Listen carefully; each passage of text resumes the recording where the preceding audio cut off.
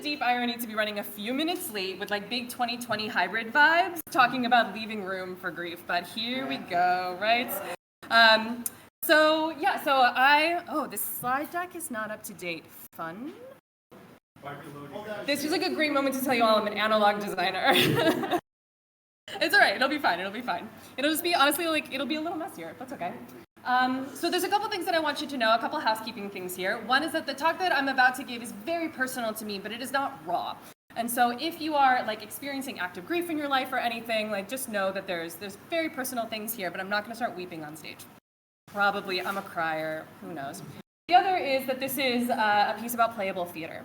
And so we're gonna talk about what that is and what the definition of this is, and I'm gonna walk you through some of it. But it is about theater that it requires the audience to partake of it in some way in order to move forward. That doesn't mean we force anybody to do anything. That is very much against my ethos, but everyone is invited to participate in a playable theater piece. The third is, please feel free to leave it for any reason at any time. Life is short enough. This conference has many things. You might be feeling things, you might not, so your agency is yours. Please know that you will not offend me if you leave this talk. I want you to live your best life. There will be room for questions at the end of this talk. However, if you have a clarifying question that you're like, I don't know how to make sense of this talk and I cannot move forward in being present in this space until it is answered, please throw a hand up. I'm happy to hear the question and then we can decide together if that's a thing that is like coming up or not. We're here together, so please feel free to use your voices. And then the last is that there are no set takeaways for this piece. I thought about it, I sort of worked on it, and it felt really antithetical to what we're doing here. And so I hope that this will make sense by the end, but there are no tidy takeaways from a grief talk. All right, I want to invite us for just a very short moment, if you are so inclined, to do a little scan of your body. You're welcome to close your eyes for this. It's often easier to feel into our bodies if we have our eyes closed and limiting some sensory stimulation.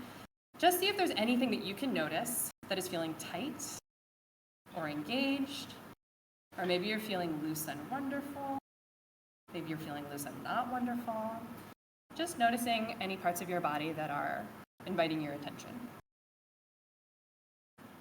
While you are doing this, I want you to think if there is an image that you carry for grief. Is there anything that comes to mind?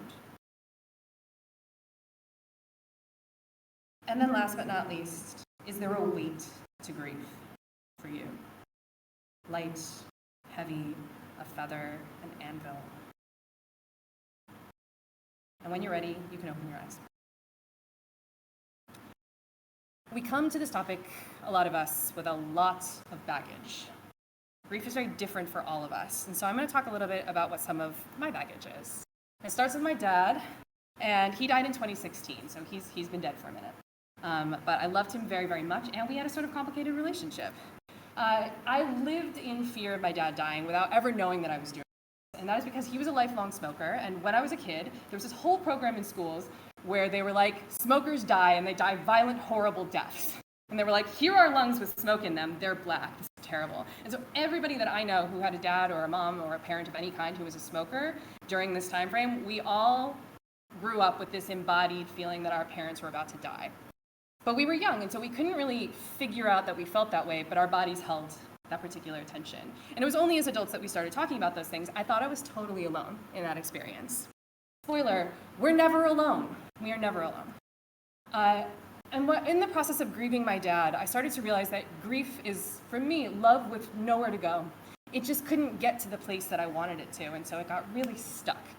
And that sort of doubled down on this feeling of isolation that grief gave me, of like, I am alone. And I'll talk about this a little bit more in a second, but what I started to identify over the course of like being an artist experiencing grief is that there was this invisible wall that got put up between me and everybody else when grief occurred. And nobody could quite touch me, and part of the point of this invisible wall is that nobody could see it. And most of the time I couldn't see it. I actually couldn't see it until I started making art about it. And then I was like, wait a second, did I make myself lonely? Shit. But this idea of having these invisible walls became an important visual image for me. And the other thing I wanted to share is my experience with missing people. And this has come up recently in my partnership with one of my partners, who is what he would describe as a pathological extrovert. And so at a moment that we had been separated for a while, he was like, I'm going a little bit nuts. Like, can you twice a day, text me and tell me that you love me and you miss me. And then I was silent for like 90 seconds. And finally he was like, you've been quiet for a very long time. And I was like, yeah, I'm trying to figure out how to make that true. And he was like, go on. And I was like, I can tell you I love you, no problem, but I don't miss you. I miss people who are dead. And so this experience of missing really changed for me, and it became a very different thing for me after actively grieving somebody very close to me. So this is a very personal bit of information that I'm sharing, very local to me.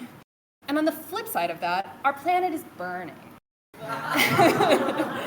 And so that's also happening, right? And that is pretty grief-worthy. And a lot of my work is around what it means to like tackle pretty challenging and complex subject matter in the old deck, which I'm still grieving. You would know this already, but we'll get to it in a minute. But basically, I did an artist residency up in the Arctic Circle, and was one of about 24 artists, and we were on a boat for about 3 weeks up in the Arctic. Nobody else was around. Absolutely beautiful, as you might imagine, cool as hell.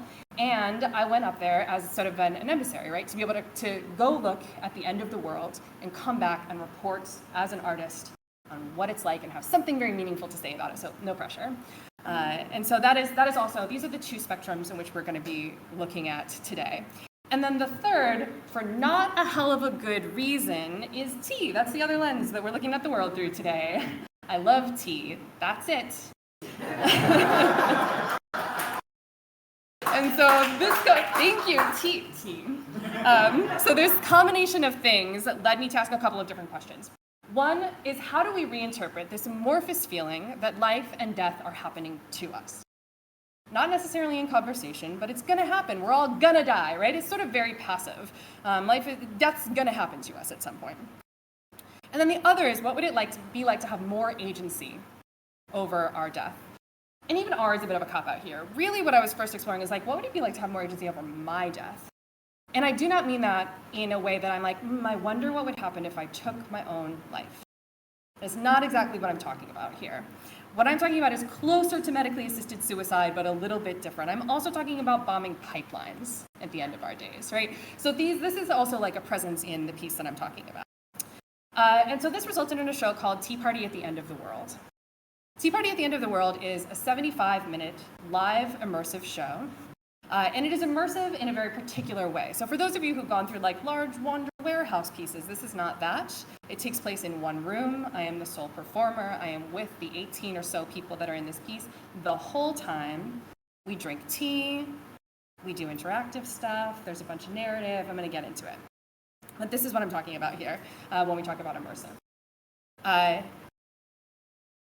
It is also what I call playable theater. I didn't coin that term, but it goes by many different names. And basically what that means is that if you are the audience of this piece, we progress the story together. I can't do it on my own. And you can't do it without me. So I'm curating a bunch of things for us as a group over the course of this experience, and you are having your own individual experience in doing that. There's a lot of this piece that happens inside the minds of the players that don't get shared, and some things that players are invited to share. This is the thing that I moved.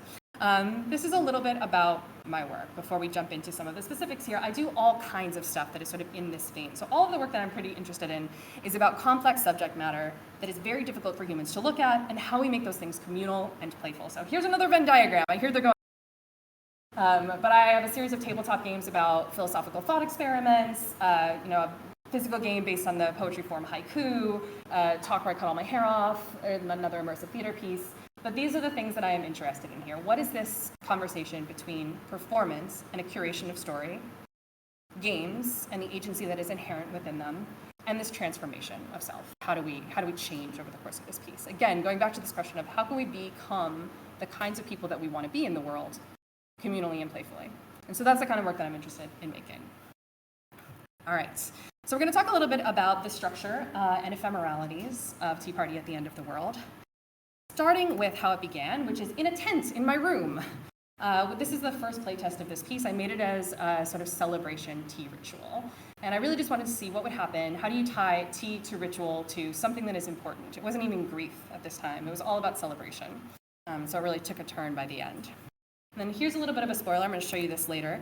But this is the structure of the piece about midway through.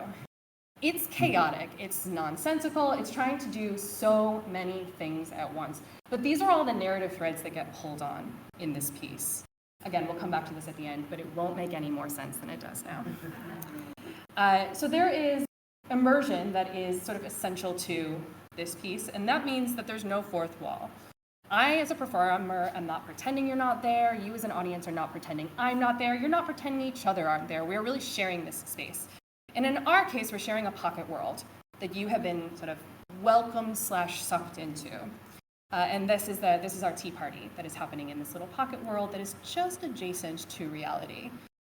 There's a thin, invisible wall that separates us in this world, our world of the tea party, from the real world. You may start to sense some metaphorical themes here. And it is a very come-as-you-are piece. You're not playing a role, you're playing yourself. You have your own name, and you don't have to take on anything other than that. You are just you in a strange context. The vibe of this piece is what I would call grief casual. Yes, we're talking about grief, but it is really like bring your own emotions to this experience, or not. And we had a wide spectrum of experiences. And the others, I'd say it's like a cozy existential dread. We're together, it's nice, there's tea, we're having a nice time, and also things get dark sometimes. There are a number of narrative tensions in this piece, some of which I'm going to cover here and some of which I might touch on a little bit later. But basically, among the narrative threads, there is this thread of, what do I do with the fact that grief is love with nowhere to go? What do I do? What do I do with the love? Where does it go? Help me. And then the other is, what do I do with the fact that sometimes grief doesn't feel like I think it will? And so one of the stories that I talk about within this piece is something that happened when I was up in the Arctic, which is that we spent a lot of time up on the deck of this boat doing two things. One is marveling at the world and how fucking beautiful it is. And then getting so overwhelmed by the beauty that we got angry about it. We were just standing in there on the deck like, fucking ice is so fucking pretty, which is like a weird reaction. You know, it's sort of like cute aggression. But when things are beautiful, we're not always like, what a nice moment in life, I can really appreciate this. Our emotions don't make sense like that. And the reason that I knew it wasn't weird is that everybody was experiencing it. And so I think we have this idea that grief should feel a way, that joy should feel a way, that anger should feel a way. And what I'm really interested in are narratives that help to unlock the more nuanced experiences that we have around that so that we don't feel so alone in them and feel like they're really weird. As we were watching these glaciers calve into the sea on the daily, I found myself looking around thinking like, I hope I don't miss it. I cannot wait for this glacier to calve. Just to repeat that, I was standing up there at the end of the world, hoping that the glaciers would melt in front of me, which is also a pretty fucked up thing to feel. But again, I wasn't alone in this particular experience. And I think if I had been, or if I hadn't been with a group of artists where it felt pretty safe to talk about these things, I would not have this piece. And it took talking about these experiences for it to feel real and valuable in order to be able to like be an emissary and bring this conversation back in my own particular way. And so the other things that I wanted to talk about here is just really just this scale of grief. So we have this global experience that we're all having in our own personal ways, and then we have all of these personal griefs, like when you grieve your slide deck, relatable content. And it is this scale of grief that I found myself really interested in this piece. How do we go from this thing that feels so personal that I don't feel like anybody else can quite feel it, and I can't reach anybody, and they can't reach me, and it feels very isolating. And then on the other side of this, there's this thing that we're all experiencing, and we can't quite hold it together. We can't quite hold our eco-grief in a communal way. And so this piece is about talking through some of those things and starting to do what the Stoics did, which is pre-grieve some of the things that we know might be coming. And so that is sort of the form that the play takes in this piece, which we're going to get to in just a second. But the agency, the play in this, means that everybody in this piece gets to be a storyteller if they want to, but they are not forced into doing this. And then the other thing worth noting here is that within this agency, within this play, really this piece is about being in conversation with yourself. And so it is not about necessarily empathizing with my character, although I do love her. She's Jessica Prime, because it's an autobiographical piece, but she's not quite me. Her anxiety is tuned up a wee bit. The embodiment for this piece also takes a number of different forms. We do these experiences where we are feeling into our own bodies. We touch hands at times for those who are wanting to do so. We smell teas, we sip teas, we do different tea rituals together that are tied to these activities. And then there's a lot of interconnectedness within this piece. Would anybody in the front, is anyone open to a little bit of light touch? Yeah? Okay. So there is a moment, sorry Discord, there is a moment in the piece where we, one of the first times that we trying to figure out how to practice connecting and breaking them into the whole. And so one of the ways that she practices is that she holds out a hand, and then we're practice connecting. And then what we do is touch, we fall in love a little bit, and we stand it all.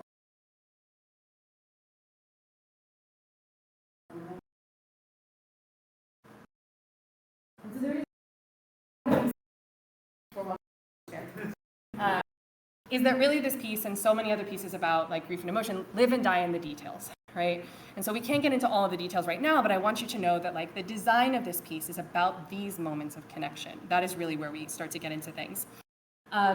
It is essentially a string and pearl structure where we as a group contend with things, and then you as players do certain things and explore ideas, and then we as a group come back to the narrative, and then we separate again. But we're seated together the whole time. And there are, oh yeah, sorry, that's also a mediocre joke. We have a bunch of parlor games, tea parlor games that become funeral parlor games over the experience. Two of these games, I want to just like talk us through a little bit, that run from the beginning to the end of the piece, these parlor games. So they're very casual games in form, is that one of the first things that we do is that we imagine our perfect day, the last day of our lives. What would it be like for it to be perfect? And so I model this, I tell the guests what my perfect last day would look like. It's very communal. It's a lot of people coming to say goodbye to me and like giving final hugs and then hanging out with each other and like maybe coming back and holding my hand and then leaving again. And then we all share if we want to. And so you get all of these visions of what a perfect day might look like for many of these guests. And then one of the last things that we do after going on this journey together is we play a similar game that is called Probably Though. And then we talk about how we probably will go. And then we're in the world of dementia and heart attacks. Right? And so there's this big gap between what our imaginations of what the final ending looks like and what we actually think is going to happen to us. And we start to bridge that gap in our actual final game in this piece of like, what does it look like to change what we think that narrative is. So coming back to this structure here, you can see that the way that I structure this piece in working through it is just sort of giving some icons to the different kinds of play, and that's just in order to balance the experience. A lot of it comes intuitively, but really we're looking at this is all color-coded by what's interactive, what's a narrative beat. You can see some of these icons are just introducing different things in the world, and that's to make sure that I wrap it all up by the end and there are no loose threads. I'm a little persnickety about that in immersive experiences. I think things should mean something, and I'm here as your curator, and so I want to make that count. And I want to leave us with one final thought before we get into our Q&A here, which is something that I have bandied about before, and is a very hard thing for me to feel in my body and to feel in my mind, which is that we are not alone. I still don't know how to feel this one. My wonderful partner, my wonderful extroverted partner asks me pretty regularly, we have this practice of, do you feel loved right now, and are you alone? And more often than not, I'm like, yeah, I'm alone. But then sometimes we can get through. And I imagine over the course of years, that will change. I feel hopeful of that. But I think a lot of it is just about being in communication with each other and being in communion about how we change some of these narratives and visions that we have for ourselves about how we live and how we go. Okay, one last time, take a nice deep breath in if you'd like, and exhale. Just start to notice how you feel. Is there anything that feels tight? Anything that feels loose? Anything that feels anything, and anything that feels nothing?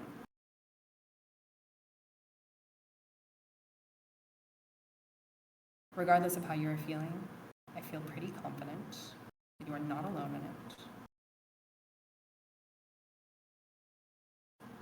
And that's it. Thanks for coming, y'all. I think we do have some time for questions. Is that true? Do we have time? We have 5 minutes. Yes. Oh, I'm so excited. Whoever asks a question gets a poster. Wow, that's how you encourage interactivity and agency. Any questions? Yeah.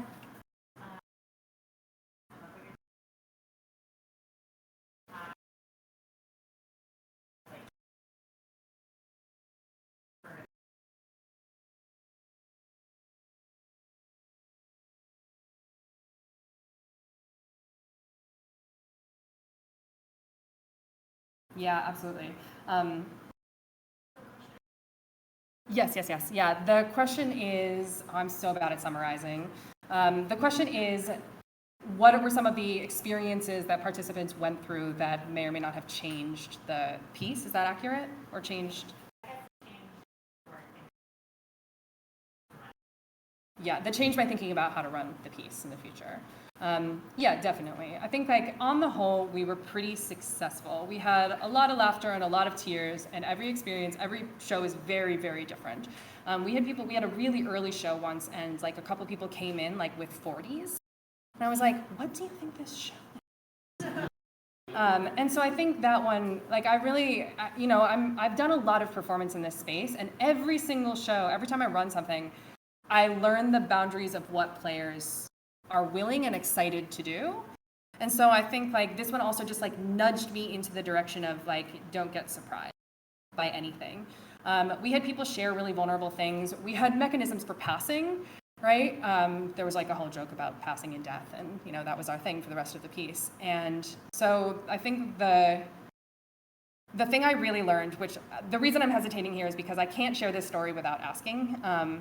But the thing I really learned is about marketing, and what it means to have to market things in advance and market things with people who won't change the marketing as the piece grows and changes, because this is all devised work, right? So this is the premiere run of this piece.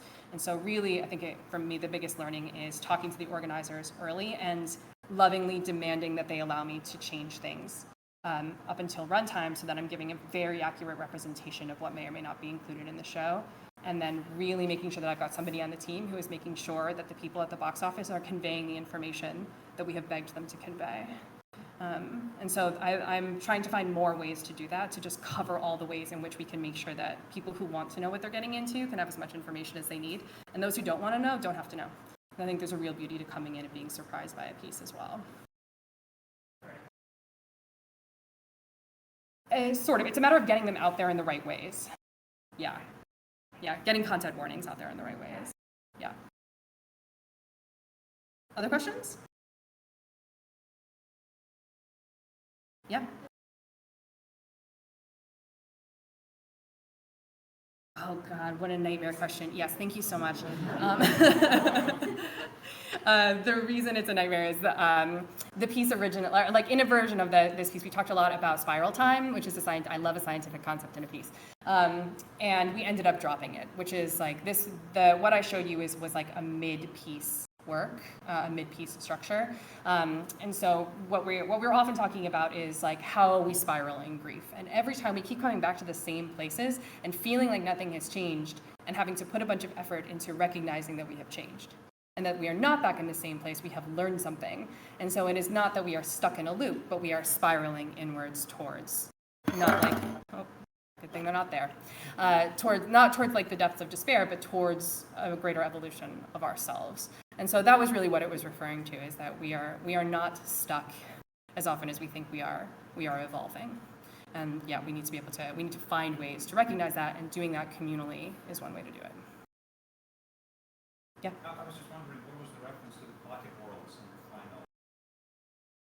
final paper? At the end, when the post says goodbye, mentioned how many? What? Wait, what are you referring to? The note show one that's the end of play. Oh my God, you have great eyesight. How dare you? Damn.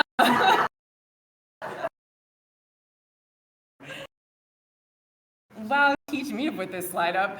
I'd like to revise my learnings. Yeah, what we're it's that same metaphor of like we create pocket worlds all the time. Like my character in this piece realizes over the course of this experience that that she has created, I can't remember the number, but she's created like 4,652 pocket worlds in her life. And those are really just distances. She has created distance from herself, from the world, from others over the course of her life. And this is the first one she's ever made that's this social.